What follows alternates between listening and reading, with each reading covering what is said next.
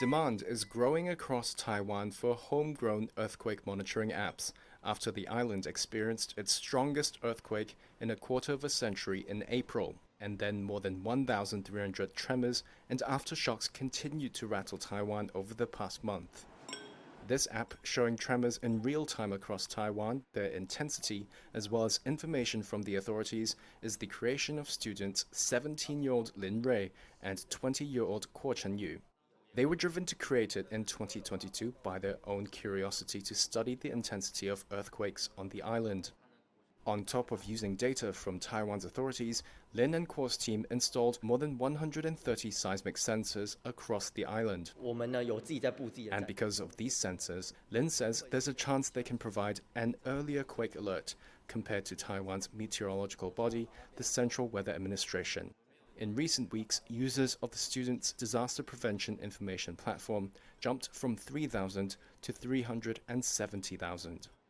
While there's a government-run system already in place that sends text alerts and a loud noise to residents' phones when the shaking starts, it can be patchy.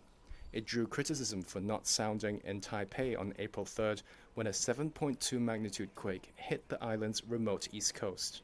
The alert only goes out to phone users in areas with serious shakes, an intensity of 4 or above, which authorities say are more likely to bring damage or disrupt power or water supplies.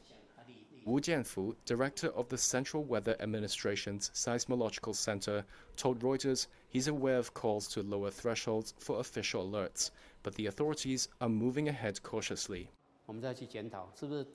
We will review the need to send a quake alert to everyone when a major quake hits. For example, when one of magnitude 6.5 hits, should we issue an alert even though its intensity level is at 3, since there is a need for disaster prevention? I think we should discuss the matter of advanced deployment, as it is often quite rare to receive a national level alert, so it will increase public awareness. I think it's better to conduct a review instead of just trying to satisfy public opinion. However, he encouraged research and development of alternative tools for disaster response, some which offer extra functionalities such as turning on the torch of a phone before the shaking starts, or alerts for smaller quakes which do not trigger government warnings. For student Lin Rui, he says what he really wants to do is to predict earthquakes, maybe even 10 days ahead of one. While that technology doesn't exist today, he hopes it does in the future, and that it buys people precious time and saves lives.